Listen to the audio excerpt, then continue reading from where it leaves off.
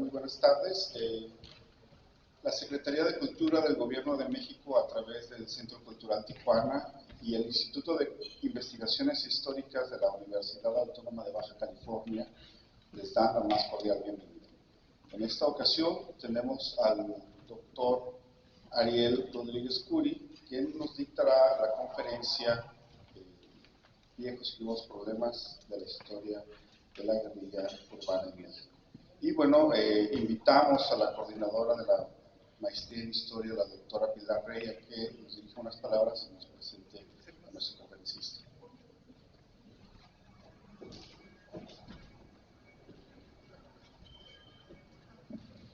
Buenas tardes, muchas gracias por su asistencia. Entonces, pues yo tengo el honor de presentar al doctor Ariel Rodríguez Curi, quien es doctor en Historia, egresado del Centro de Estudios Históricos del Colegio de México, donde también se desempeña como profesor investigador desde el año 2003. Sus temas de investigación son la urbanización y el cambio social, la violencia política y las guerrillas durante las décadas de 1960 a 1980, así como la historia de la esfera pública y la historia de la Ciudad de México. Dentro de sus publicaciones más recientes se encuentran los libros Historia mínima de las izquierdas en México y Museo del Universo, los Juegos Olímpicos y el Movimiento Estudiantil de 1968. Es muy grato para nosotros darle la bienvenida a Tijuana, al Instituto de Investigaciones Históricas y al Centro Cultural Tijuana para escuchar la conferencia del día de hoy, que efectivamente ha denominado Viejos y Nuevos Problemas en la Historia de la Guerrilla Urbana de México. Entonces, bienvenido, doctor.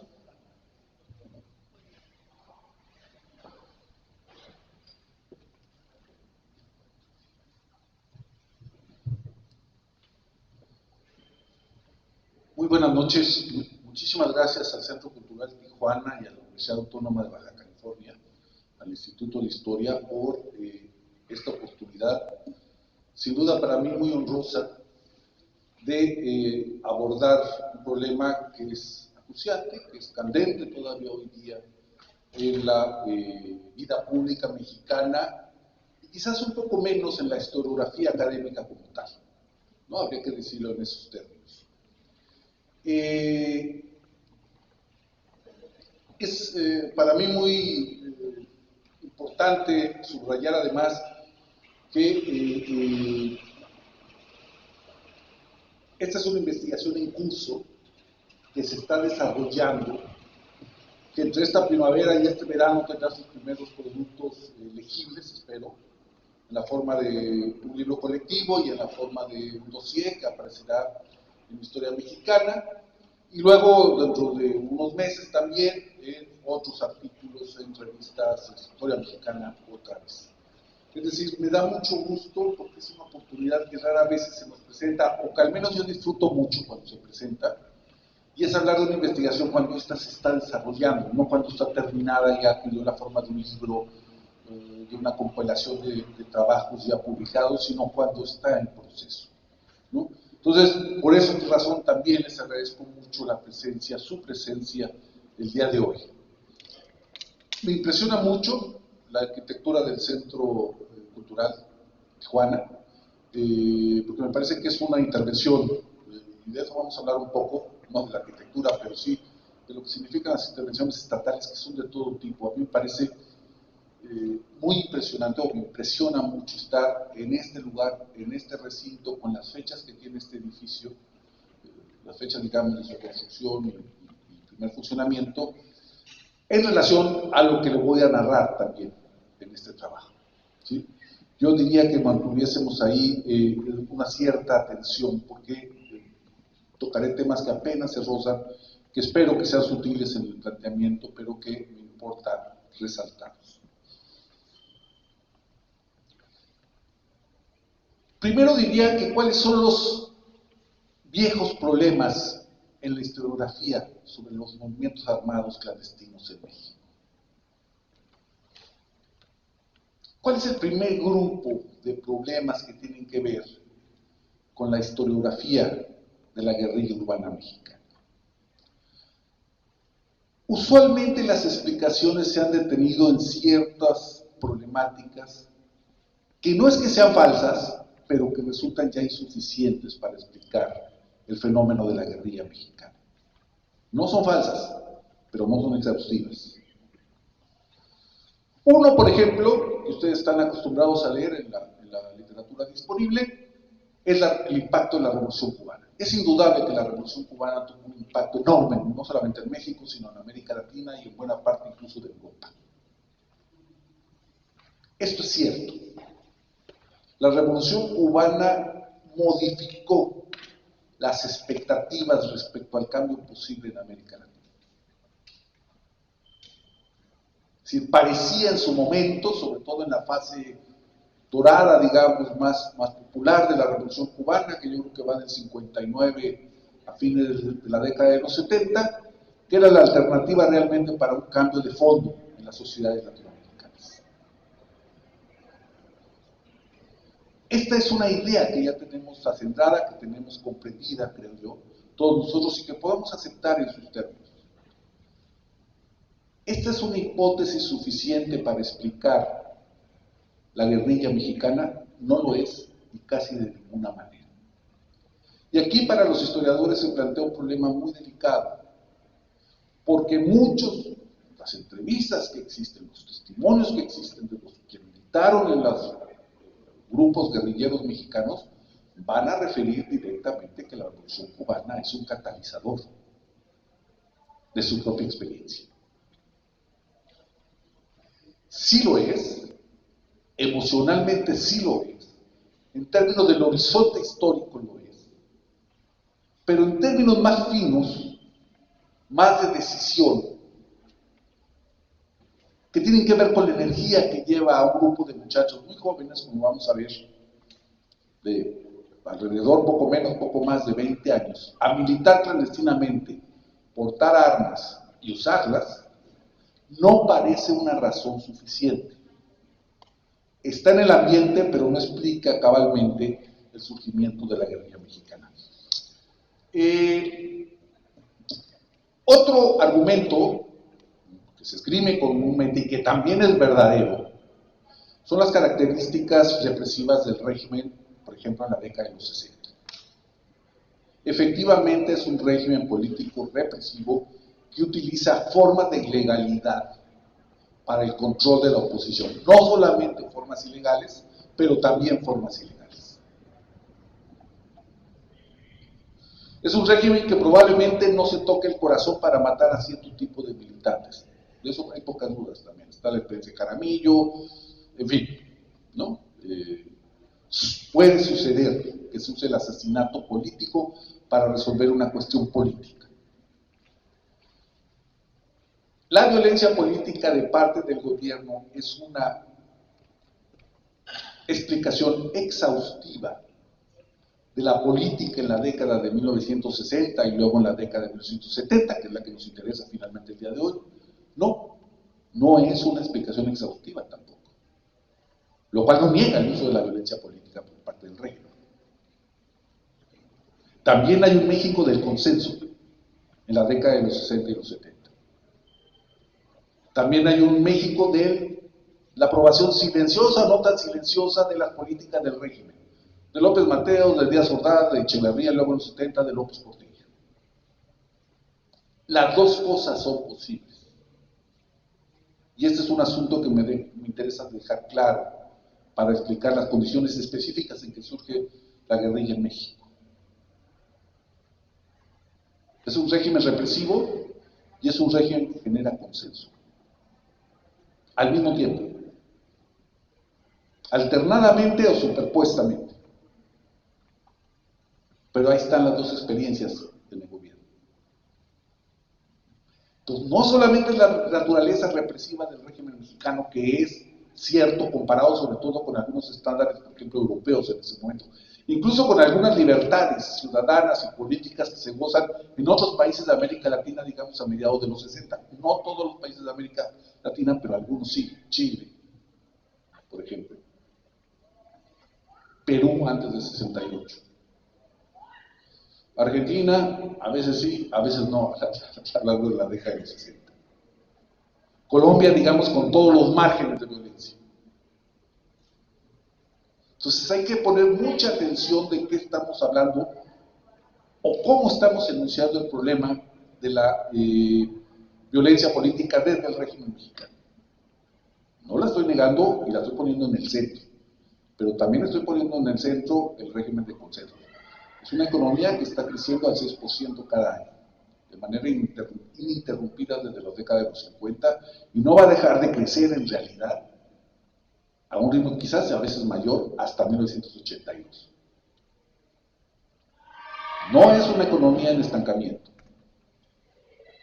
No es una política, no es una economía que esté descaminando lo que ya caminó, sino que está avanzando en sus propios términos.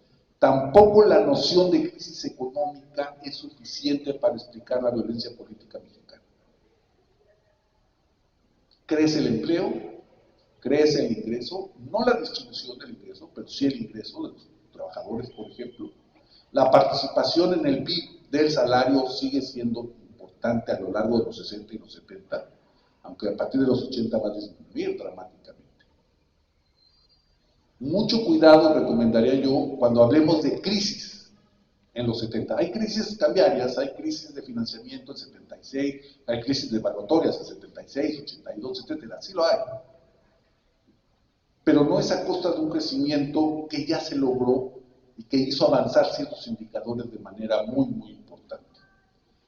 Simplemente les podría decir un dato que me parece fundamental. En 1970 solamente 2 de cada 20 chicos, más o menos de su edad, entre 18 y 24 años, tienen acceso a la educación universitaria. 2 de 20. En 1980 esta proporción mejora muchísimo y estamos hablando de 6 de 20. Los estudiantes en la década de los 60 y los 70, los estudiantes universitarios, como la mayor parte de ustedes, son una absoluta minoría. Es una sociedad de 1970, y esto es muy importante que lo registremos, tiene un promedio de escolaridad en 1970 de 3.5 años. Cualquiera que tuviera cuarto, quinto, sexto año de primaria, o secundaria, preparatoria o universidad, cualquiera, está muy por arriba del promedio nacional. De ese tamaño es el atraso educativo en México en los 70. Y sin embargo, la alfabetización va creciendo. Hay cada vez más alfabetos. Paradoja. Hay alfabetos con una educación insuficiente que llega hasta los 4 años de primaria. A partir de finales de los 70 y principios de los 80, tenemos un proceso muy interesante, muy dramático también. Y es que el analfabetismo, o sea, los que no saben leer y escribir, se reduce, pero la participación de las mujeres en ese analfabetismo sube. Yo no he visto todavía una explicación de este fenómeno aparentemente paradójico, pero así es. Ese es el México de las contradicciones no evidentes, pero que hay que rastrear para entender a la sociedad mexicana de la década de los 70.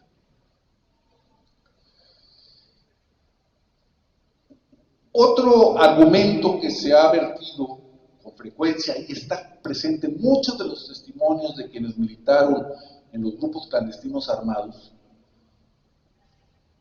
es el impacto que tuvo la represión de 1968, especialmente el 2 de octubre. Es casi universal la manera en que se dice que eso fue un catalizador para que se tomara la decisión de militar en la clandestinidad para o democratizar el régimen o cambiarlo de plano. Hilando más fino sobre esta identificación del problema del catalizador que llevó a un grupo de mexicanos a militar clandestinamente, pareciera que es más eficiente no tanto el 68 como el 10 de junio del 71. El 10 de junio del 71 tiene un impacto mucho mayor sobre la decisión de militar clandestinamente contra el régimen mexicano que incluso el 68. Pero el 68 es más famoso, viste más y tiene una mirada más amplia. De hecho, conozco testimonios, y quienes hayan trabajado esto lo conocerán porque son más o menos públicos, de un grupo de muchachos que mira la represión del 10 de junio del 71 en la Ciudad de México, que la miran desde unas azoteas, luego se van a reunir en una casa y dicen, ya no se puede, nos tenemos que ir a la clandestinidad. Pues, básicamente uno de los núcleos formadores de la Liga Comunista 23 de septiembre. Así lo razonan ellos. Lo vieron, no podían intervenir porque tenían el mandato, ya eran una organización clandestina, todavía no armada y todavía no pública, pero tenían el mandato de no intervenir. Pero los desgarra por dentro y dicen, este gobierno no tiene remedio, solo se puede combatir esa injusticia, ese crimen con las armas en la mano. Sin embargo, lo que aparece más frecuentemente es el 68. Porque el 68 tiene una especie de implicación global nacional, simbólicamente pesa más. Finalmente, la manifestación del 10 de junio de 71 era por la autonomía y por una serie de decisiones internas de la Universidad Autónoma de Nuevo León. El 68 se manejó en términos más ecuménicos en cuanto que era una disputa por derechos civiles y políticos básicos, manifestarse, expresar ideas, etc.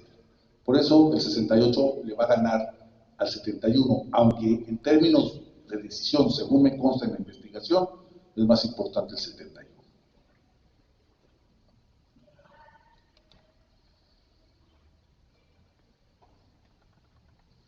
Otro elemento que se argumenta también mucho, ya me refería a él antes, más que un elemento, un colofón o una justificación de la guerrilla en México, tiene que ver con la conclusión, apresurada o no apresurada, eso no importa ahorita, de que no había otro camino para cambiar el régimen político en México más que la lucha armada. Si uno mira entrevistas, mira testimonios, mira escritos de parte de los veteranos, digamos, de la militancia clandestina en México, van a decir, ¿por qué no fuimos a la guerrilla? Porque no había otro camino. ¿Es cierto esto? Yo creo que no. Cientos, quizás miles de mexicanos militaron en movimientos antigubernamentales, proclives a la democratización o a la repartición de la riqueza o a la justicia social o al reparto agrario por métodos pacíficos y públicos. Miles en los 70. A veces con riesgo de su propia seguridad, aunque el movimiento era pacífico. A veces con riesgo de su propia libertad, aunque el movimiento era legal. A veces corriendo el peligro de ser muerto, herido, desaparecido, aunque era un movimiento a la luz pública. Quiero subrayar que en los 70 sí existían mecanismos de militancia pública, legal y pacífica que siguieron abiertos a pesar de las veleidades represivas de los gobiernos, especialmente de Echeverría. El argumento, y se lo van a encontrar ustedes en casi toda la literatura, de no había otro camino más que la clandestinidad armada, es en ese sentido falaz. No estoy diciendo que mientan, no es mi punto. Mi punto es que es una dramatización sobre su propia experiencia y sobre su propia angustia. Ese es el punto. Y tenemos que entender esa dramatización sobre su experiencia, sobre su angustia, sobre su temor, para explicarnos por qué se fueron a la clandestinidad armada. Porque irse a la clandestinidad armada es muy difícil. Implica dejar a la familia, implica dejar la escuela, implica entrar en una disciplina que difícilmente están acostumbrados bajo ninguna circunstancia. Implica unas rutinas espantosas. Implica que si a un compañero no se reporta en 24 horas, ustedes que viven en una casa de seguridad tengan que abandonarla, al menos en esas 24 horas, para irse a vivir a otra parte y quizás a otra ciudad. Implica saber que si los capturan tienen que aguantar 24 horas la tortura, en lo que sus compañeros hacen lo que ustedes hubieran hecho en ese caso, es decir, cambiarse de casa para no delatarlos. O sea, están preparados ante la tortura, están preparados ante la muerte, o deberían estarlo, ¿sí? Y tienen que asumir una serie de rutinas que no son sencillas. Pocos actos tan románticos, si lo ven bien, como refugiarse, cómo dirigirse a la clandestinidad armada. La romanticización, digamos, del fenómeno, que también existe y es válida, es después o paralela, pero el hecho mismo de cortar amarras con todo lo que uno conoce es un momento muy difícil en la vida de cualquier persona. Estamos hablando de jovencísimos, estamos hablando de muchachos que en la guerrilla, ahorita vamos a ver los datos, tienen más o menos 22 años en promedio. Cortar amarras con una vida que además no se ha vivido,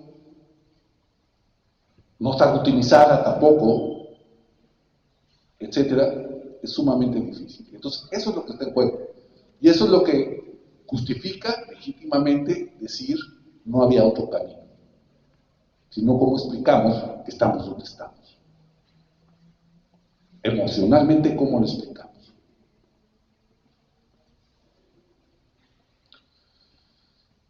Hay un plano siguiente sobre la historia de la guerrilla en México que me gustaría dejar asentado. Como el fenómeno no es único, ni es singular en América Latina, sino que más o menos al mismo tiempo, digamos, entre la Revolución Cubana y la década de finales de la década de los 70, hay otras experiencias guerrilleras. Pareciera, o bien es una realidad, que la guerrilla mexicana pertenece a ese ciclo de violencia política latinoamericana. ¿Esto es cierto en términos cronológicos? ¿Es cierto en algunas inspiraciones, por ejemplo, de la Revolución Cubana? ¿Es cierto en cuanto a las incapacidades gubernamentales para dar respuesta a ciertos problemas? Por ejemplo, el problema agrario. Es cierto en muchos otros sentidos. Pero aquí hay que hacer también algunos matices y aquí se introduce la novedad respecto a esa vieja o anterior concepción.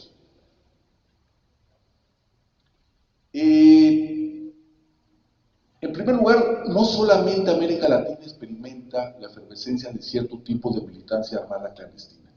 Se nos olvida, y no debemos olvidarlo en términos ni metodológicos ni historiográficos, que corresponde también a un periodo de agitación, al menos en 3 países europeos. Italia, quizás el más importante, con Brigadas Rojas, y con otros grupos, lucha continua, etcétera, que son muy poderosos. Brigadas Rojas llegó a tener 2.000 o 2.500 militantes. Es realmente una organización muy importante de los 70. No solamente América Latina, está Italia.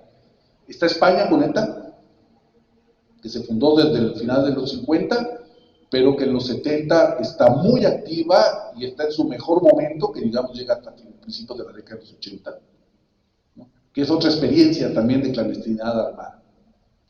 Y está el ejército republicano irlandés, ¿no? Que los ingleses tienen una expresión para ese periodo donde milita el ejército republicano irlandés por la independencia de Irlanda del Norte, su fusión con la República de Irlanda, su separación, digamos, de la Gran Bretaña, que son la época o los años de las dificultades. Digo, el Eri le andaba queriendo poner una bomba a la reina Isabel II. El Eri le puso una bomba a Mountbatten, un lord muy famoso, héroe de la Segunda Guerra Mundial, y su yate pues voló por los aires, ¿no? ETA asesinó a Carrera Franco, el sucesor a la derecha de Franco, en 1975. Entonces, no solamente hay una efervescencia y una modalidad de militancia política en América Latina, mucho menos en México, sino también la hay en el caso europeo. Ahora bien, hay relaciones estrechas, hay juego de espejos, hay afinidades entre todos estos movimientos, hay relaciones orgánicas o políticas entre estos movimientos, es algo que desconocemos. No para el caso latinoamericano y no para el caso europeo, pero lo desconocemos para el caso mexicano. No sabemos bien a bien cuál es su sistema de referencias internacional. No solamente en términos de las relaciones políticas directas, sino también en términos de las influencias ideológicas y de las modalidades de lucha. Yo tengo una hipótesis al respecto. Me parece que la guerrilla urbana mexicana está muy aislada, política e ideológicamente. aunque es contemporánea de otras experiencias, sus vínculos son débiles, si no es que inexistentes. De hecho, revisando el periódico de uno de los grupos más importantes, el más importante, sin duda, que es la Liga Comunista 23 de septiembre, si uno mira a Madera, que es su periódico oficial, en realidad hablan peces de todos los otros grupos guerrilleros del mundo. Ya olvídense de los mexicanos, del mundo. Por ejemplo, dicen que Fidel Castro es el principal representante del imperialismo en América Latina. Bueno, el camarada Fidel podrá hacer muchas cosas, pero no creo que sea el principal representante del imperialismo en América Latina. Así lo dice Madera. Dice que celebra la victoria de Vietnam sobre Estados Unidos en 1975, pero dice que se están poniendo de acuerdo los imperialistas de Beijing y de Moscú para apropiarse del mundo. Too much, ¿no? Pero lo dicen, lo escriben, lo publican, lo circulan. Critican acremente, ay sí, con razón, el foquismo de Che Guevara, diciendo que es una engañifa, que así no se hace la revolución, que con el foco guerrillero no se llega a ninguna parte, lo que se necesita es cuadros, organizaciones clandestinas dentro de los sindicatos, dentro de los centros de trabajo, insurrección y guerra civil. Son absolutamente leninistas, no guevaristas. El problema es que nadie está haciendo política al estilo Lenin de los 70 y sí al estilo Guevara. Ese es el gran problema.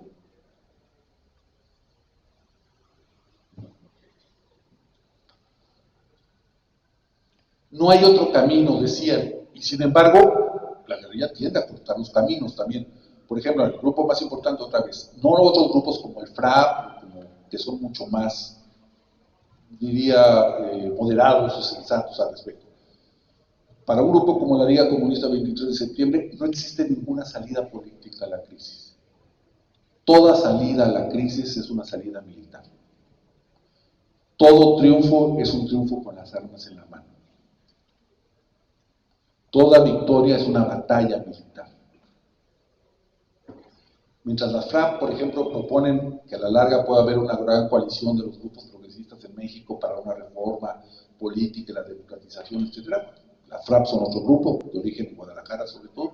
Para la Liga no existe eso, pero el grupo más importante es la Liga. Por número y por acciones, por armas y por dinero ganado en asaltos, etc. Es el grupo más relevante, ahorita lo vamos a ver. Es decir,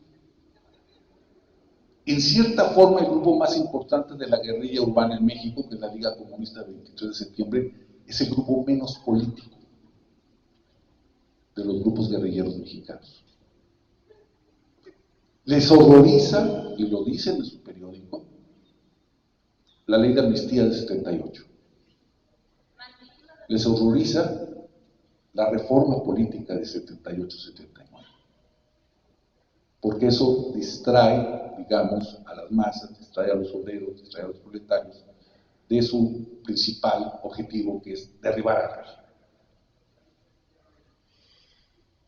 ¿Sí? Entendemos cómo se dramatiza un escenario y se generan unos como callejones sin salida.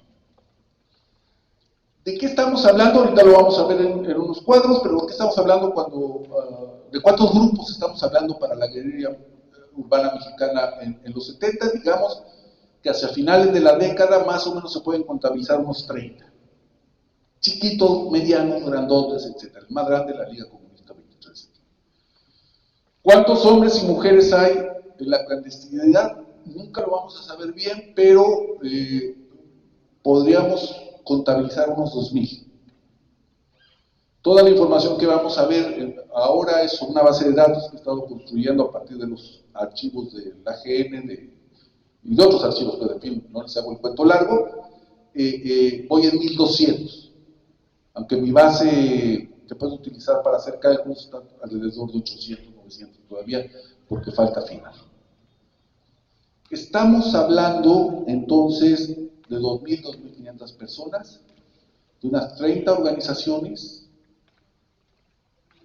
de los cuales de esos militantes probablemente entre 600 y 800 desaparecieron y están desaparecidos. El resto sobrevivieron y otros están muertos. Ese es un universo. Un universo que se puede considerar o muy amplio o muy pequeño, según lo que estén pensando. Lo que sorprende es que a mí me parece que una militancia más o menos reducida, no importa tanto el número de organizaciones, sino importan las más grandes, generó tal reacción del aparato político represivo del gobierno mexicano. Esto es llamativo, claro, por el tipo de acciones que emprendieron los grupos, es que en sí mismos se vuelven llamativos para generar atención mediática.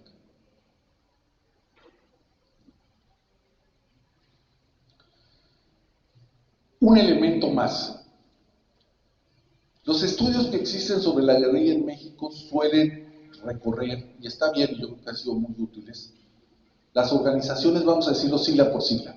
La Liga Comunista, el Frente Revolucionario Armado del Pueblo, el Frente de Liberación Nacional, la Brigada Campesina de Ajusticiamiento de Lucio Cabaña, la CNR de Genaro Vázquez, la Unión del Pueblo de los Maus, etcétera, ¿no? Si vamos viendo grupo por grupo, tenemos como un listado de grupos donde actuaron, etcétera.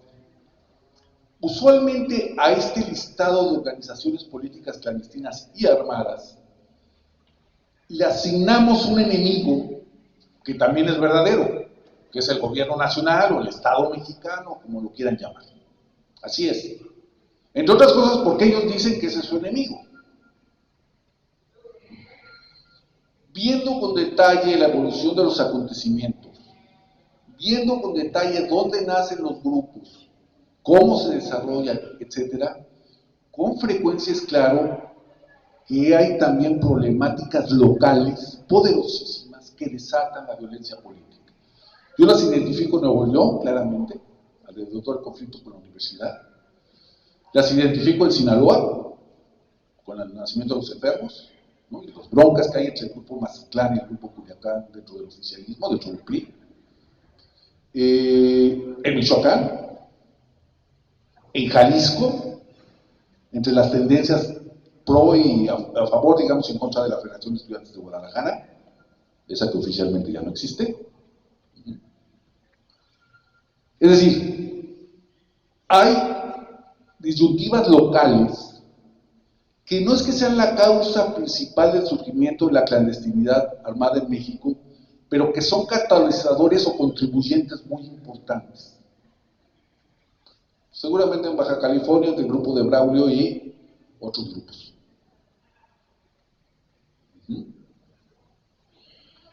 No quiero decir que la historia de los grupos clandestinos se tenga que hacer como historia local solamente, pero sí es bueno reconocer que en el nacimiento de algunos focos de agitación o desarrollos políticos que indirectamente van a desembocar en los movimientos armados clandestinos, la conflictiva local es importantísima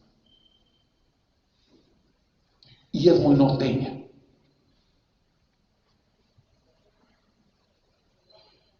Porque el único movimiento serio guerrillero que hemos conocido en México en el sur-sureste es el STLN 94, cuyos orígenes, ustedes saben, se remontan a Torreón y se remontan a Monterrey, en los 70.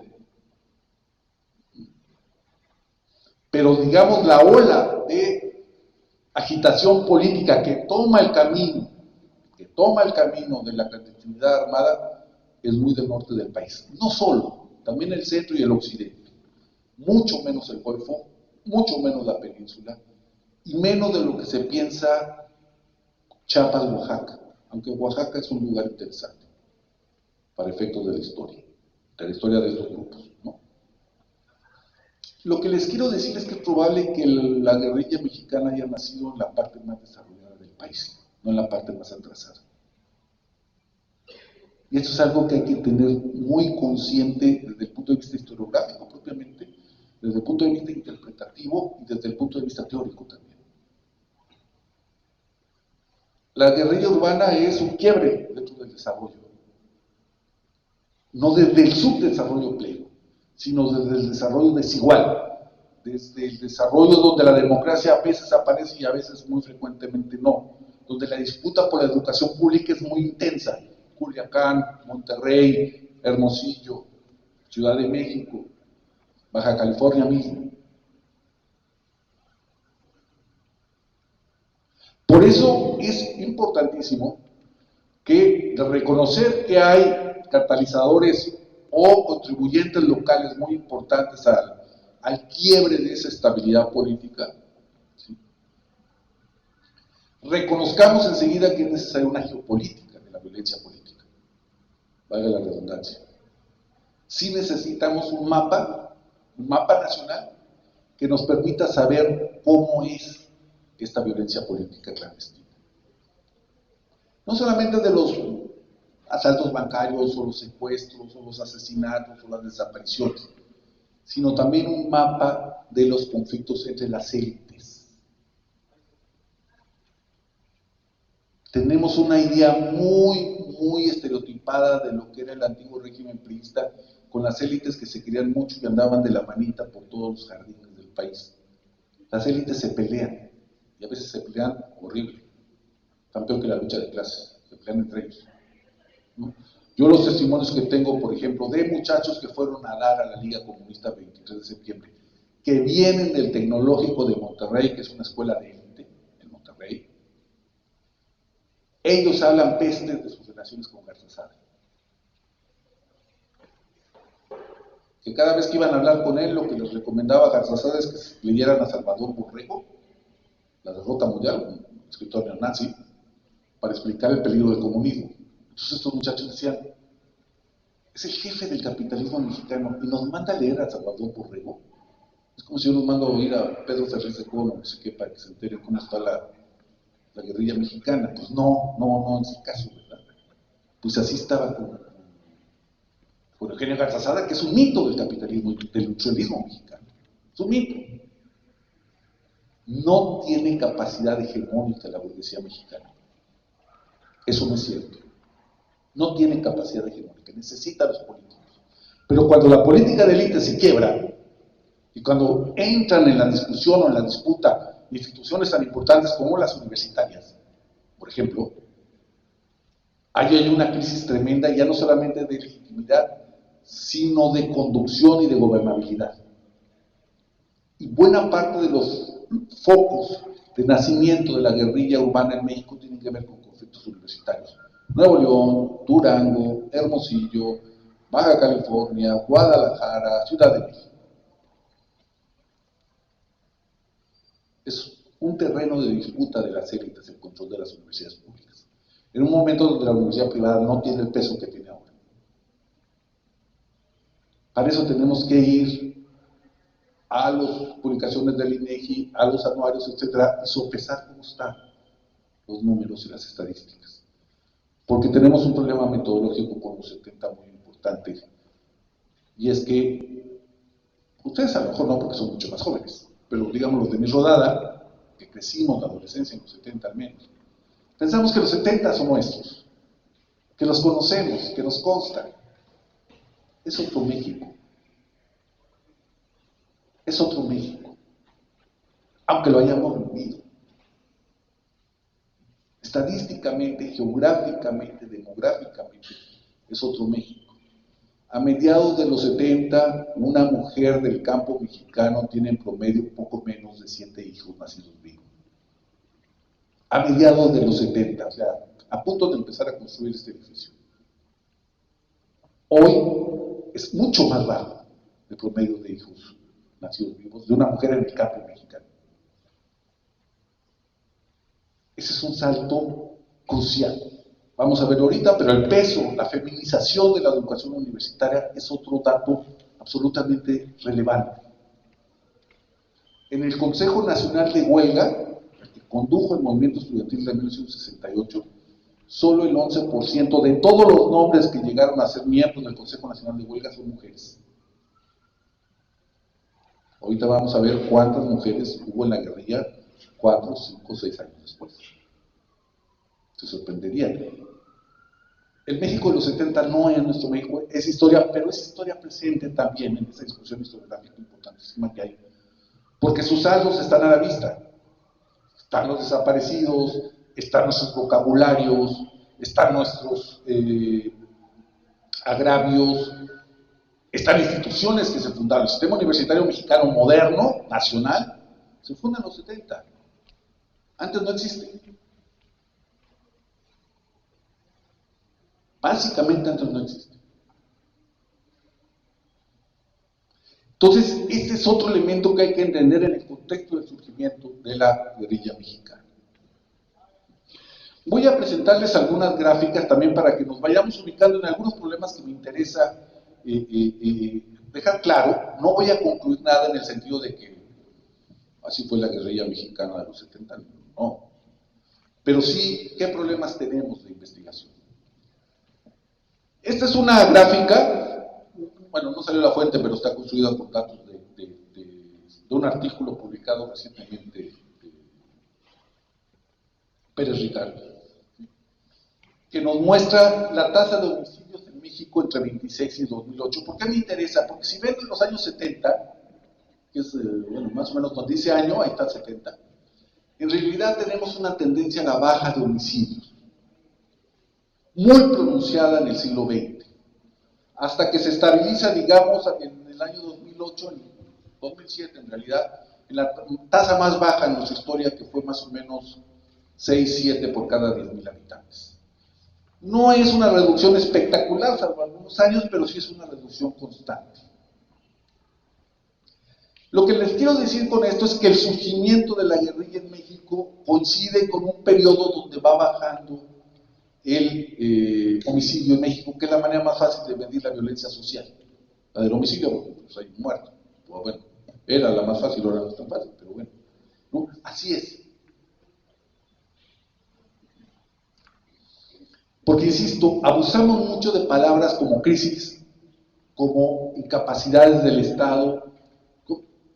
Pueden ser ciertas, pero tenemos que matizarles y darles contenido.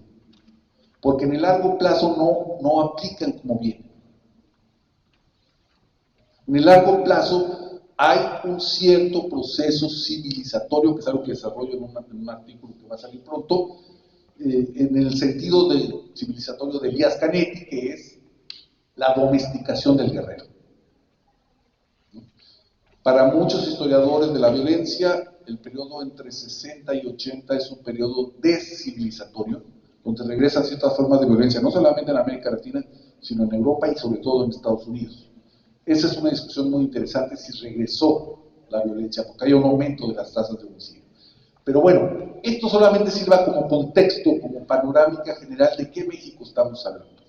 La siguiente, por favor.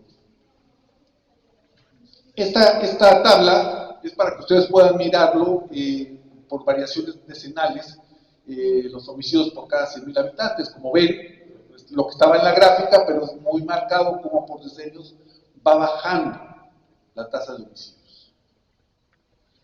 Hasta que en 2000, 2009, luego de 2010 a 2020, vuelve a subir. Pero en realidad teníamos un proceso secular, no secular, pero sí como de medio siglo, donde hay una disminución de la tasa de homicidios. Es decir, la tasa de homicidios son el número de homicidios por cada 100.000 habitantes. Es la manera convencional en que lo medimos. ¿Estábamos en jauja? No. Estábamos mucho más arriba de los europeos, que tienen 2, 3, 4 por cada 100.000. ¿Estábamos en el infierno? Tampoco es cierto. Como, aunque nos conste, aunque nos pese decirlo, tampoco estamos en el infierno ahorita, porque estamos en más o menos 25 por 100.000, hoy día. ¿No? Hay muchos países que están en 40, 50 y 60 por 100.000, pero ya no corresponde al tipo de desarrollo mexicano. Ese es el otro punto. Ya no corresponde a la expectativa social. Así hay que entender también la violencia política, no solamente la violencia criminal. Aquí están todos los homicidios considerados. Y los homicidios políticos dentro de esta gráfica son mínimos si lo entendemos en el sentido estricto.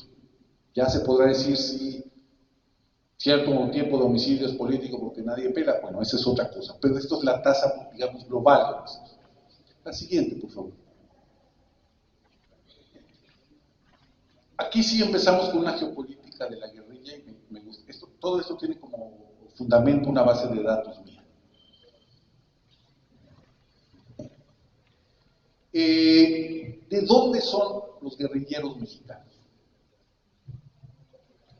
Hice una división convencional del territorio, centro, que es básicamente el Distrito Federal, Estado de México, Tlaxcala, Puebla, norte y frontera, que es, digamos, de Sinaloa y San Luis para el norte, todos los estados fronterizos, incluyendo Baja California, Pacífico Sur, que es Oaxaca, Chiapas y Guerrero, centro occidente, que es el Bajío, Michoacán y Jalisco, y el Golfo, que es Veracruz, Tabasco, Campeche y Yucatán, y Quintana Roo, que luego se quita. Bueno, los resultados son, o a mí me sorprendieron. El total de militantes de los grupos armados clandestinos, o sea, de la guerrilla, de la que estoy hablando, provienen en un 17% del centro del país, en un 26% del norte frontera,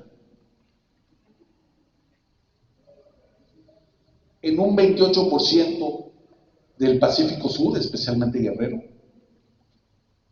del centro occidente un altísimo 23% por la contribución de Jalisco, y un bajísimo contribución del 4% de Veracruz, Tabasco, Campeche y Yucatán.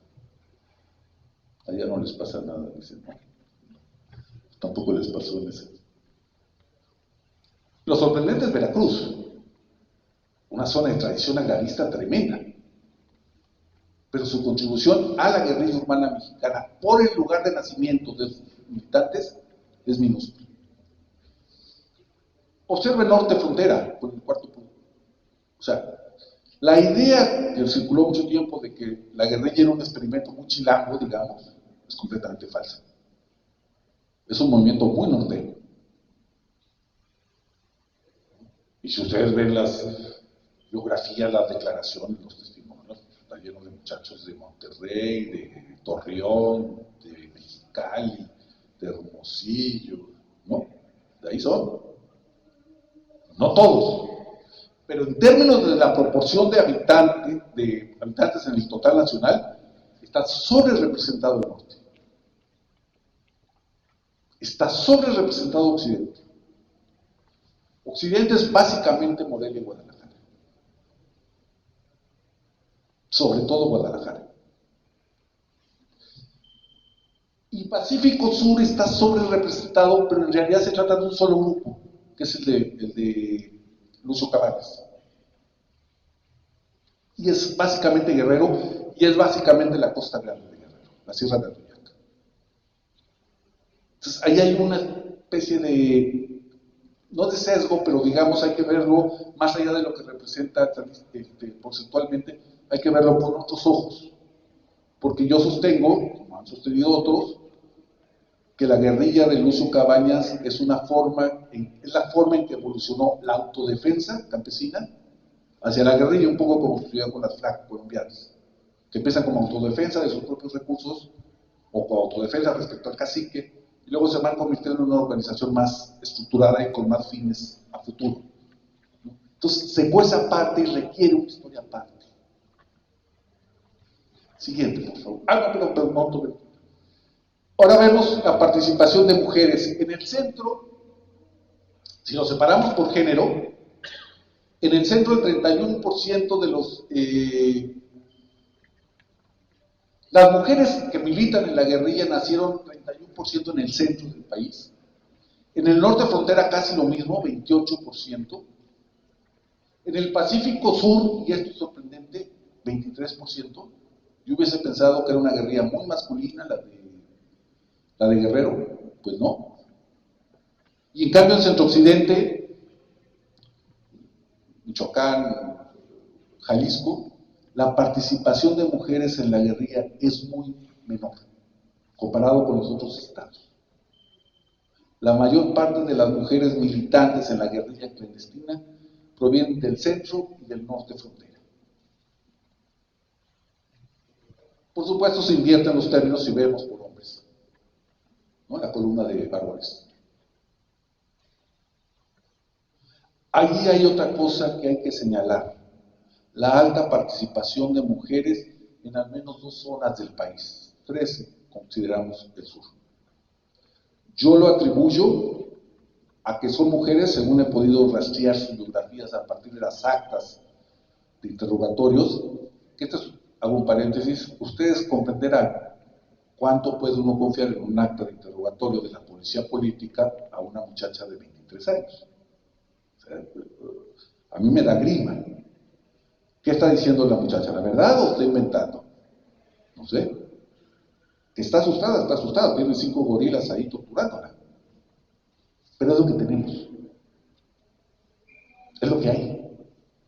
Eso podrían decir los que estuvieran estudiando la Inquisición, ¿no? O sea, ¿qué nos está diciendo al que le esté interrogando al inquisidor? Pues va a decir cualquier cosa con tal de que no lo queme, digamos. Eso es lo que tenemos. Metodológicamente es un dilema, pero también es un dilema ético. ¿Hasta dónde creo lo que dice el acta? Porque hay quien me ha criticado y dice, es que estás viendo actas de interrogatorio, bueno, ¿qué quieres que vea? ¿No? ¿De dónde saco esa información? Una entrevista hoy día es importante, pero dice muy poco ya, porque son 50 años después. El caso es que tenemos el origen de las mujeres militantes está en el centro y en el norte y frontera. Ahora sí, la siguiente.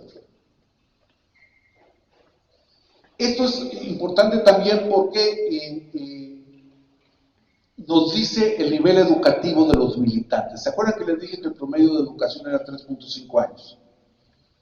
Miren la tabla. En hombres y mujeres, indistintamente, los militantes de la guerrilla, solamente un poco menos del 9% tienen solamente primaria. Tienen secundaria el 6%, casi el 7%. Tienen normal, ya un importante 14%. Tienen preparatoria el 22%. Y tienen educación superior el 46%. Están militando élites. En un país que tiene escolaridad de 3.5 años, la mitad casi de los guerrilleros han llegado a la universidad. En ninguna de las categorías quiere decir que acabaron el ciclo, simplemente que se inscribieron. Sin embargo, también es un mito decir que es un movimiento puramente universitario, que es lo que sostiene Said, por ejemplo, Gabriel Said. Si sumamos secundaria, normal y preparatoria, y ahí normal hay que entenderla muy bien, la normal antes de los 70, digamos, implicaba una educación paralela a la secundaria. Después de la reforma del 69 implica otro rango superior a la secundaria. Ahí hay que hacer un ajuste, porque es muy difícil, pero en fin. Si sumamos educación secundaria, normal y preparatoria, casi es el mismo porcentaje que los universitarios, es un poquito menor. Aquí sí que hay 2 grandes bloques, los que llegan a la universidad y los que tienen educación media. De todos modos, están por arriba del promedio de calle. Son escolarizados, son relativamente educados, son relativamente instruidos los que se van a la guerrilla. No son los más pobres de los más pobres, ni los más marginados de los más marginados. Aunque, y esto es importantísimo, muy probablemente son primera generación de padres migrantes o de padres ejidatarios, que hay muchos, que llegan más allá de la primaria. Y esto es algo que no hemos estudiado, cómo es la aculturación del primer chico, primera chica que tiene una educación más allá que sus padres, usualmente en el contexto urbano. Aunque, por ejemplo, en la Universidad Autónoma de Sinaloa, con los enfermos y todo eso, los hijos de ejidatarios son importantísimos. Pero son primera generación que tienen más educación que los padres. Y yo digo que hay mucha angustia en eso. Hay un peso emocional muy importante en los muchachos. Eso hay que pensarlo. Entonces, no nos quedemos solamente con las cifras así, digamos, en bruto, sino pensemos en esas personas que están llegando a eso. Es más, pueden ser primera generación en la ciudad. porque los mandaron sus padres desde el ejido, desde la comunidad agraria, a estudiar a Culiacán o a Guadalajara, etcétera. Hay muchos casos. Y sus papás siguen viviendo en el ejido, en el rancho, etcétera. Entonces, démosle la dimensión que tiene esto.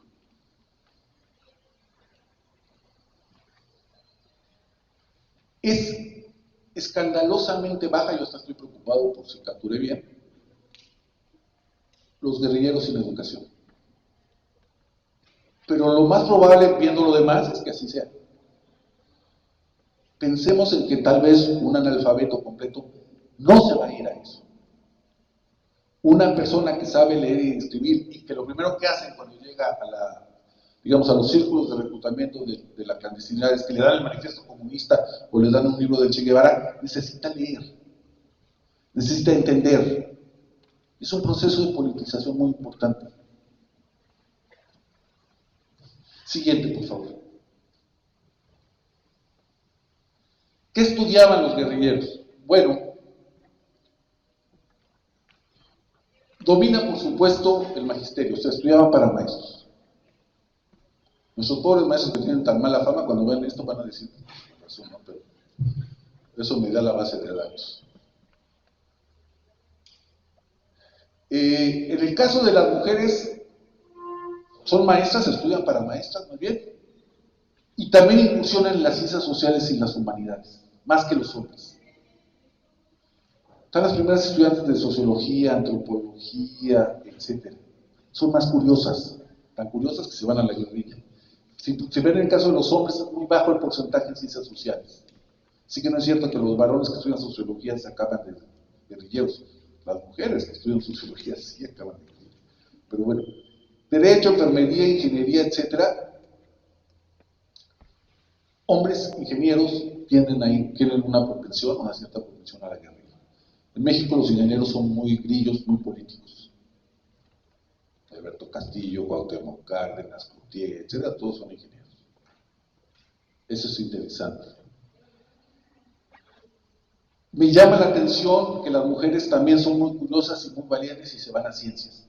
Están viendo las carreras de biología, matemáticas, etcétera, y ellas son mucho más propensas a irse a las ciencias duras, digamos, que los hombres. Los hombres son más convencionales. 6.5% de las mujeres provienen de carreras científicas y solo 2.5% de los hombres.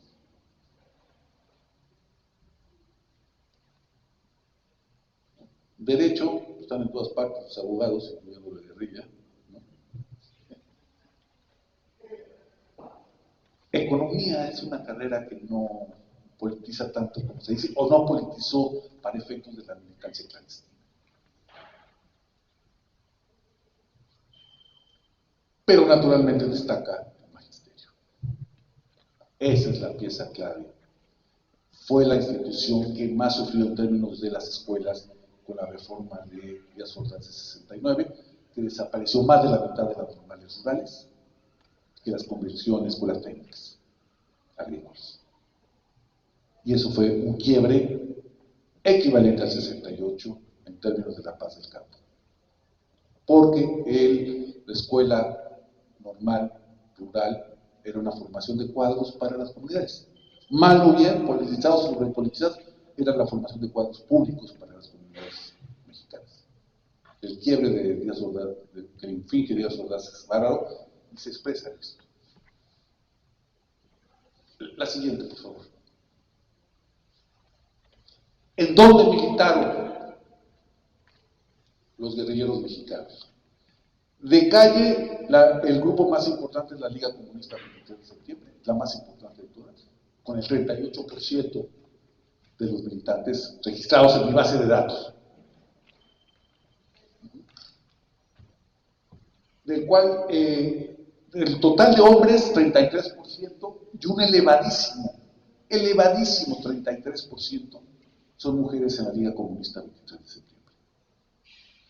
¿Por qué es elevadísimo? Porque pienso en otros grupos guerrilleros, en otros países, y el porcentaje de mujeres militando. La más importante que yo he encontrado en Montoneros, que está entre 25 y 30%, y las FRAC, en Colombia. sobre todo las FRAC en los últimos años, donde empezaron a militar más mujeres y más jóvenes además. Pero está más o menos como la Liga. Y estamos hablando de principios de los 70, ¿eh?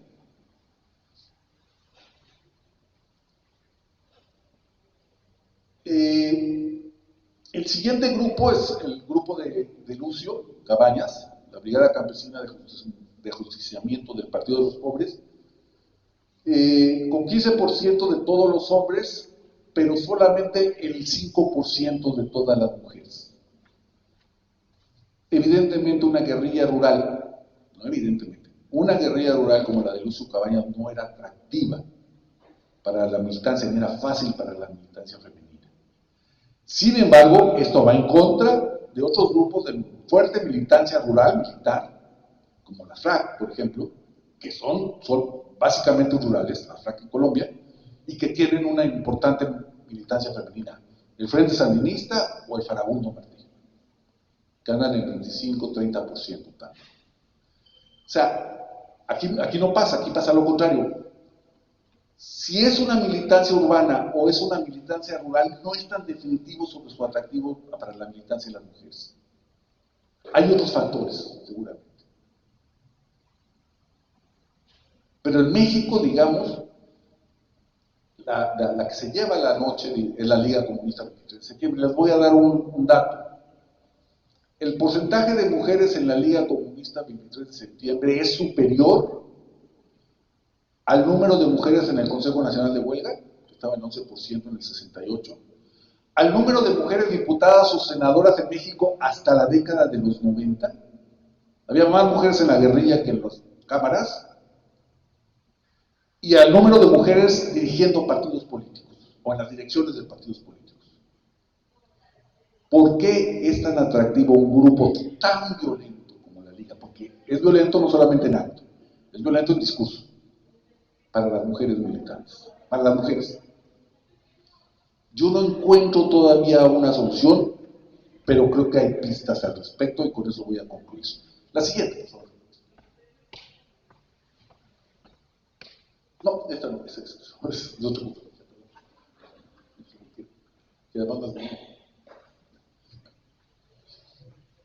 Bueno, con esto concluyo. No quise llevar y anunciar desde el principio que iba a hacer énfasis en el género, pero sí es muy importante porque el problema de la guerrilla en México, el problema historiográfico de la guerrilla en México, abre una discusión importante, si lo miramos desde el género.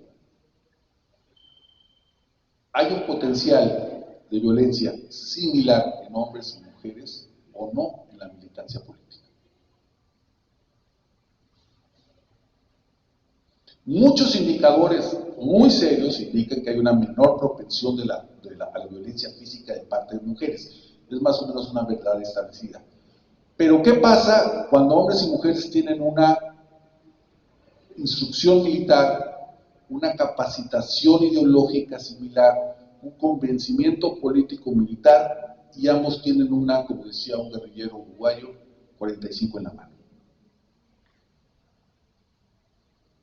Mi idea es que tienden a la violencia en proporciones muy similares.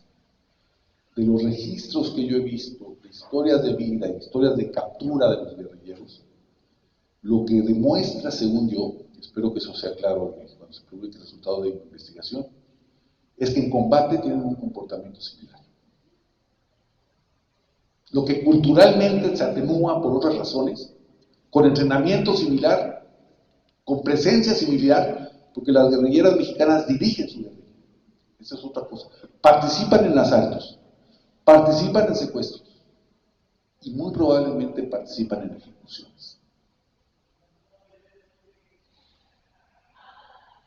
En parte porque están ideológica, política y técnicamente al parejo de los hombres. En ninguno de los dos casos estoy hablando de una tendencia innata. Estoy hablando de su papel en una organización clandestina militar que se propone tumbar al régimen. De eso estoy hablando. Son cuadros, son dirigentes.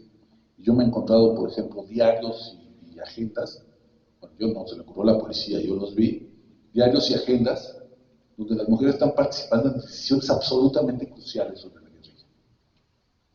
Más o menos en los mismos porcentajes de los totales. En una reunión muy importante, por ejemplo, del MAR, del Movimiento Armado Revolucionario, el único movimiento mexicano que fue instalado en el extranjero, en Corea, el 30% de quienes participan en una reunión para decidir una estrategia fundamental, que es unirse o no al Lucho Cabañas, son mujeres, que es más o menos el mismo porcentaje del total de mujeres militando en la guerrilla mexicana. No están al margen, ni en dirección, ni en acción, ni en ideología. Eso es una novedad tremenda, porque estamos hablando de un mundo de violencia implícita y explícita. Vamos a ver a dónde nos lleva esto. Muchas gracias. Muchas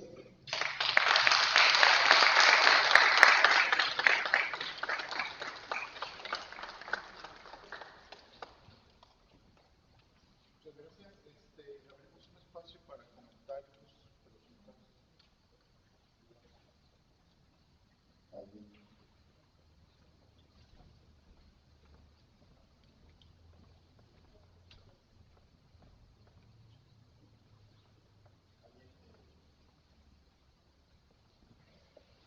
¿Escucha? Bueno, mencionabas en un primer momento que estos jóvenes que se van sumando, de 20, 22 años, no tienen como una ideología clara, no tienen como estos referentes que les permita sumarse a los cambios que se están dando. Pero a partir de la última diapositiva, en donde justamente cada uno de los movimientos, uno podría identificarlos con ciertas características, con ciertos derroteros, no queda claro entonces hacia dónde va tu primera aseveración, ¿no? Sí, perdón, pero a lo mejor lo dije en esos términos, pero estaría yo equivocado. No sé si tienen una ideología definida, pero no es mi punto. Tienen un enojo, una insatisfacción profunda, ¿no?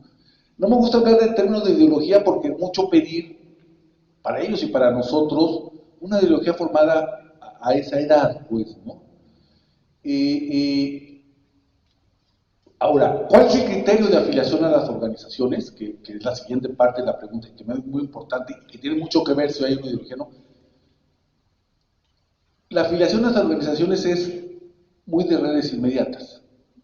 Un compañero de escuela, un primo, un novio o una novia, etc.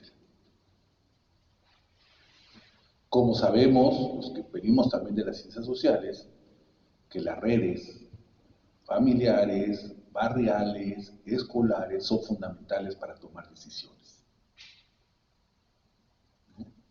Sí, no se afilian porque ven un madera que dice afíliate a la liga. Se afilian porque un compañero de escuela, un compañero del barrio, por ejemplo, la FER en Guadalajara, que es el gran antagonista de la FEG, ¿no? Son un pueblo dentro de Guadalajara, San Andrés. Todos los chicos de San Andrés son anti-FEG y se van a afiliar a la FER y luego muchos van a dar a la liga. O sea, esas redes son fundamentales como en tantas cosas, en tantos horizontes sociales. Y sí, el promedio de edad, digamos, la mediana es 20, es un poquito más grande, 6 meses más grandes los hombres que las mujeres, pero más o menos yo tengo la edad de captura, no de inicio de militancia. No, porque el inicio de militancia es casi imposible de establecer, pero el de captura son jovencísimos. Espero que por ahí ver. Yo tengo una pregunta con respecto a esa cuestión de género, ¿no? Por ejemplo, a una mujer que estoy rastreando igual que estuvo en la liga y ya falleció, entonces a través de otros testimonios, y una de ellas era amiga de infancia, ¿no? Y le pregunté, pero ¿por qué entró? ¿No? Ella antes militó en la Juventud Comunista, aquí varias, ¿no? Bueno, como en otra parte. Y estuvo en el movimiento estudiantil de aquí, del 71, y ella fue líder, pero al final su decisión política no fue la de mayoría, ¿no? Ni se escuchó y al final se negoció para la construcción del campus que tenemos ahora.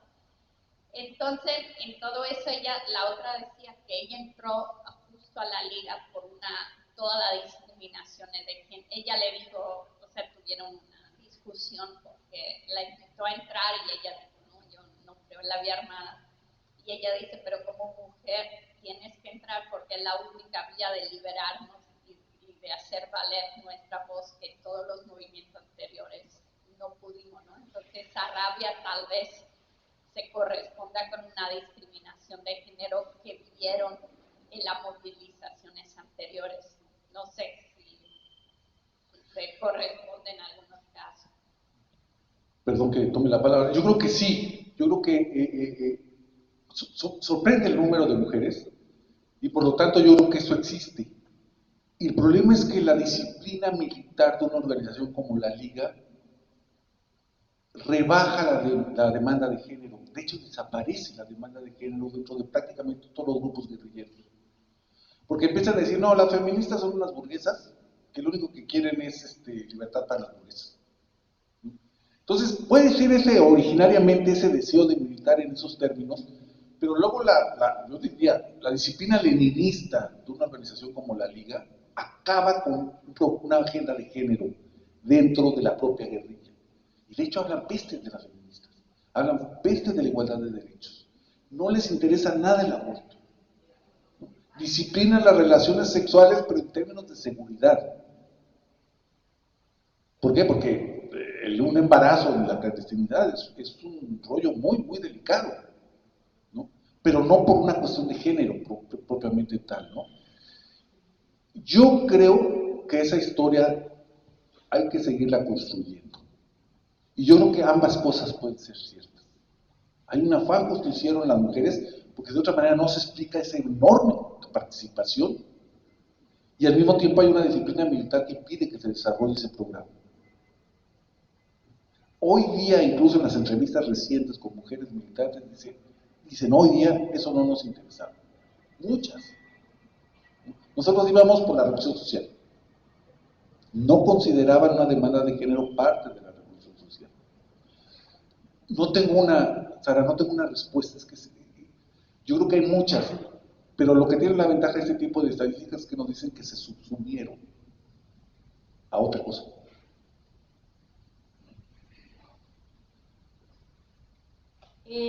No sé si, aprovecho, no sé si ha tenido la oportunidad ya de revisarlo, pero con respecto a esta participación de tanta gente, pues como que tenía cierto nivel de educación y la participación de las mujeres, si el comparativo o el paralelo que se podría establecer con Colombia podría ser más con el M-19 que con las FARC, ¿no? Para ser también un poco más urbana, porque las FARC justamente esta participación de mujeres se empieza a presentar más recientemente y en muchos casos por otros motivos que tienen que ver también con el reclutamiento forzado, etcétera, que entran niñas a las guerrillas, pero justamente la M-19 al estar en los años 70, no sé si ya ha tenido la oportunidad de ver justo con este paralelo que establecía con otras guerrillas de Latinoamérica.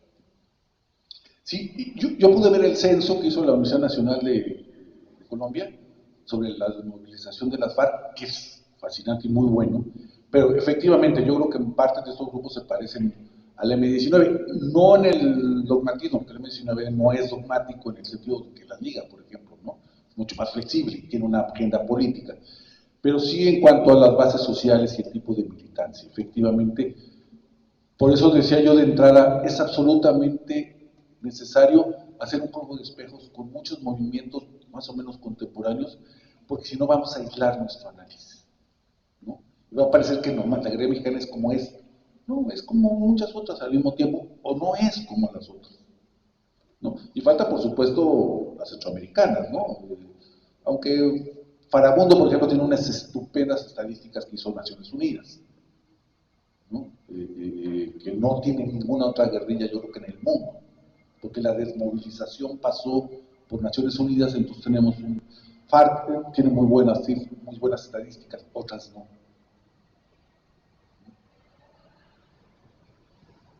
Sí, hola. Cada libro, cada proyecto investigación que nos ofrece entraña también un problema narrativo, no solamente en torno a las fuentes y a la medición. El Museo del Universo es Carlos Fuentes, en la historia mínima es Revueltas, para estos nuevos productos es Carlos Montemayor, el creador de la narrativa. Perdón que me salga de la discusión de género, pero también creo que sí, cada proyecto tiene su propio reto narrativo. No sé si Carlos Montemayor, a mí me gusta mucho y todo, pero no me siento tan reconocido en eso. Es muy pertinente la pregunta y ahora sí que me pone un poco nervioso, pero comentaba con Sara, por ejemplo, la entrevista que hace Rosana Rosanda, ¿verdad?, al líder de las Brigadas Rojas. Es una entrevista de 400 páginas. Rosana Rosanda y otra periodista no lo dejan en paz durante las 400 páginas para que diga todo lo que tiene que decir, los crímenes, las omisiones y los logros y las razones de las Brigadas Rojas italianas. Narrativamente es uno de los que más me gusta, a pesar de que es una entrevista. El otro texto que me parece fundamental, y lo reconozco y lo recomiendo a todos los que quieran hacer un estudio de género, es el de una escritora ucraniana, soviética originalmente, que hizo una historia de las mujeres combatientes en el Ejército Rojo contra los nazis. Se llama la Libeya, o no me acuerdo bien el apellido.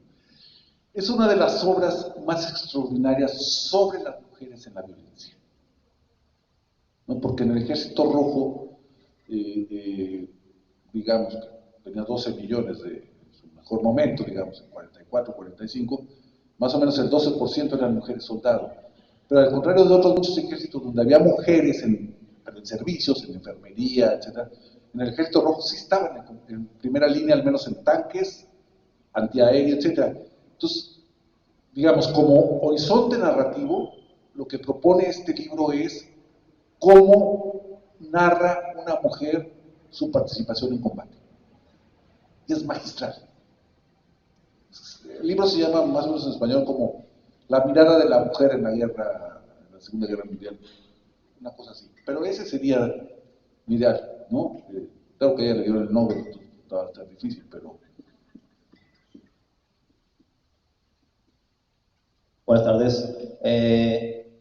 Se puede decir que es un comentario duda respecto al tema de la dramatización.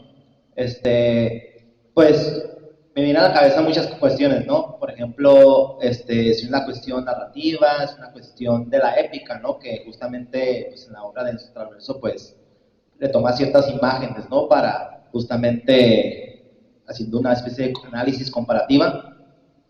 Aunque bien, quiero pensar también que ha de pensar en esa cuestión sobre una especie de exageración, ¿no? Respecto a quizás el discurso de la guerrilla, ¿no? Quizás hay varias interpretaciones, ¿no? Pero pienso también que cuando se elige la lucha armada, también está dentro de estas posiciones, justamente es una demarcación política, ¿no? No solo contra el gobierno, el imperialismo, ¿no? Sino también con otras posiciones políticas, ¿no? Hay que justamente el posicionamiento que toman los estudiantes en la política popular, ¿no? A finales de los 60 o incluso cuando está la reforma política, ¿no? El 78, 77, 78, ¿no? Justamente que pues, el Partido Comunista Mexicano, pues, bueno, de manera, hay un reconocimiento legal, ¿no? Entonces, pues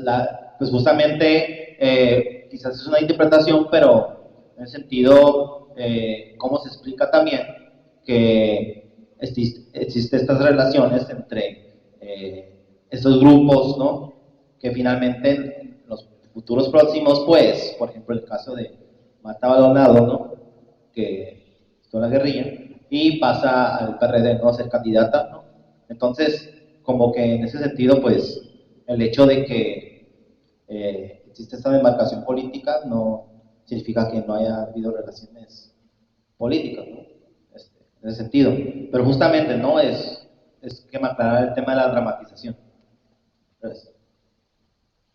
Sí, yo creo que eso es muy interesante.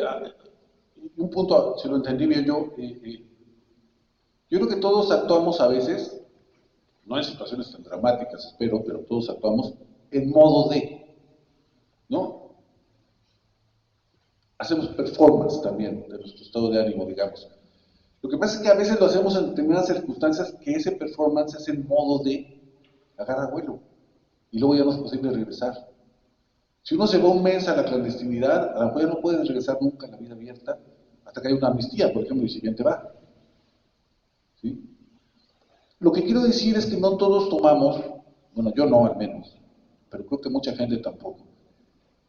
No elegimos, y eso lo digo en un trabajo que va a aparecer, no elegimos qué guerrilla nos vamos a ir, qué grupo guerrillero, como si estuviéramos eligiendo entre la leche, el ala y la pura.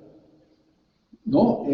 Por eso hablo el modo de, ¿no? Hay una emotividad obvia, una irracionalidad necesaria, si no, ¿cómo le hace uno? Porque si uno piensa los pros y los contras, igual no se va, ¿no? Si lo piensa 2 noches, no, está duro. Si lo piensa una sola, quién sabe. Y si además va arropado por una red de amistades, noviazgos, etcétera, funciona. Y lo de noviazgos no lo digo de broma, es importantísimo en la militancia y en el reclutamiento, en 2 sentidos. Porque la novia o el novio de alguien se va porque el novio o la novia se fue. Esa es una, y eso es muy común. Y 2, algo que me conmueve, que merece una explicación y que también va a aparecer en un próximo trabajo, es muchas de las mujeres arrestadas e interrogadas por la policía política, ya se podrán imaginar lo que es un interrogatorio de 5 gorilas de la policía, 5 policías políticos a una muchacha de 22 años, de 21 años. Ellas van a decir, yo estoy casada. ¿Con quién está casada? Con fulanito de tal que también es guerrillero y murió, pero nos casamos antes. Y nos casamos por lo civil, otras dicen nos casamos por lo civil y por lo religioso, y otras van a decir nos casamos según el rito revolucionario. ¿Por qué dicen nos casamos? ¿Porque le salió lo pequebú de repente y quiere parecer normal? No, se está protegiendo. Está dándole dignidad está utilizando un estado civil para darle dignidad a su cuerpo, porque está amenazado en un interrogatorio de puros varones, en donde nadie sabe que está arrestada, donde no hay un abogado, donde no hay prensa, donde no hay nada, y ella va a decir, estoy casada, como diciéndole a los interrogadores, o sea, a los de la Federal de Seguridad, que tienes un límite.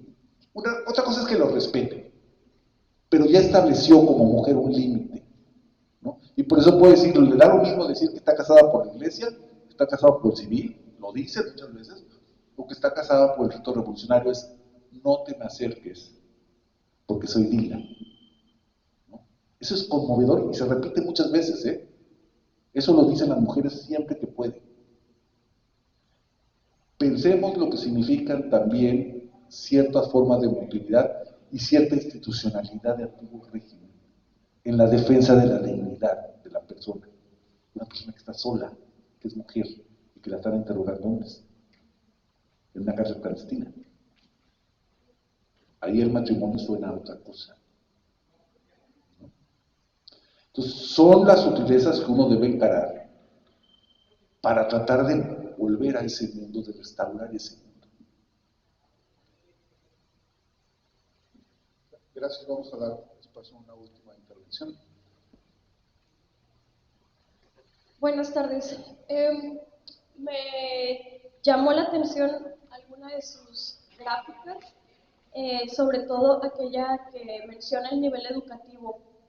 Y yo tengo 2 preguntas. ¿El nivel educativo era una característica de las guerrillas para diferenciarlas como guerrilla urbana o como guerrilla rural? Porque, por ejemplo, mis referencias, ¿no?, como de textos periodísticos son Laura Castellanos y Blocker. Entonces, no me acuerdo en cuál de esas investigaciones se menciona cómo, si no me equivoco, es la Liga Comunista 23 de septiembre, utiliza este concepto de la universidad fábrica, ¿no? Y que de alguna manera eso digamos, surge de una idea o una concepción pequeño burguesa, ¿no? De ver la universidad como una fábrica, la producción, ¿no? De conocimiento. Entonces, también en uno de los textos, ahora no recuerdo cuál de los dos, menciona que en algún punto hay un contacto entre la guerrilla urbana, no recuerdo exactamente cuál, y la de Lucio Cabañas. Entonces, ahí también la siguiente pregunta es eso, ¿no? Si usted encuentra alguna afinidad entre estas guerrillas aún diferenciadas. Sí, empiezo por la segunda pregunta. Sí, existen dos encuentros o dos organizaciones de la guerrilla urbana se acercan a Lucio Cabañas. El MAR, el Movimiento de Acción Revolucionaria, en 71, 72, que es donde se da esta discusión que yo les comenté de si, donde participan mujeres, de si se alían o no con Lucio Cabañas, y luego la Liga Comunista. Antes de formarse, los grupos promotores, y luego de formar. Son un fracaso rotundo ambos acercamientos, son dos mundos distintos. Lucio Cabañas casi fusila a los de la Liga por andar haciendo tendencias dentro de su movimiento, etcétera, ¿no? Fue muy duro el encuentro y no redundó en absolutamente nada. Y luego la Liga en Madera, su periódico, que es una hazaña editorial. Madera, se publicaron 60 y tantos números, casi 70, durante 8 años. ¿No? Digamos, el logro más militar, más importante de la Liga es haber publicado Madera. Porque publicar en los 70 implicaba tener esténciles, tener imprentas mecánicas, en fin, logísticamente era muy complicado. Madera va a acusar a Lucio Cabañas de ser un pequeño burgués, un pobrecista, le va a decir, pobrismo, va a decir, no es un verdadero revolucionario. Típico de la Liga, ¿no? Acusando a Lucio Cabañas. Y sí, el tipo de militancia con Lucio Cabañas son campesinos con una educación primaria mucho menor, aunque mayor a la que yo hubiese esperado. Lucio Cabañas es un maestro normalista. Genaro Vázquez es un maestro normalista. ¿No? Forma parte de este vector del 30% que es el que domina. ¿No? Los maestros normalistas en este país son absolutamente fundamentales y sobre todo si vienen de las normales rurales. ¿No? Son los márgenes del Estado, pero las normales rurales siguen siendo el Estado. Esa es una cosa que hay que entender. Era una manera de administrar los márgenes, que es la zona más peligrosa de la sociedad. No sé si eso... ¿Faltó algo, verdad? ¿La primera cuál es? Perdón.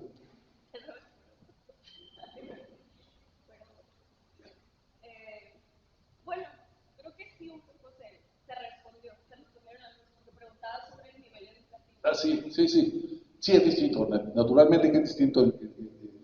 Pero a mí lo que me sorprende del grupo de Lucio Cabañas, bueno, más bien de la militancia clandestina en Guerrero, es que en el grupo de Lucio Cabañas militan muy pocas mujeres, pero en otros grupos urbanos que van a funcionar en Acapulco, Chilpancingo, militan muchas mujeres.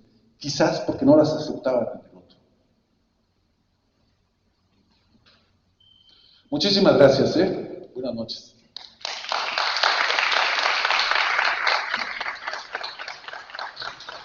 Muchas gracias, doctor. Vamos a hacer entrega de la constancia que dice: la Secretaría de Cultura del Gobierno de México, a través del Centro Cultural Tijuana, otorga la presente constancia al doctor Ariel Rodríguez Curi por su participación en el inicio del 8º ciclo de la maestría en Historia con la ponencia Viejos y Nuevos Problemas en la Historia de la Guerrilla Urbana Mexicana.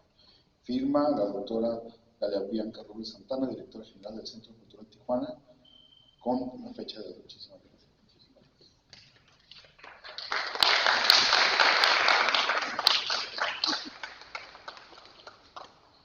Muchísimas gracias. Los invitamos el próximo miércoles 28 aquí en este mismo espacio. Tendremos la conferencia de la doctora Sara Musotti con la presentación de un futuro video que vamos a tener aquí. Vamos a tener Aquí no hay donde esconderse.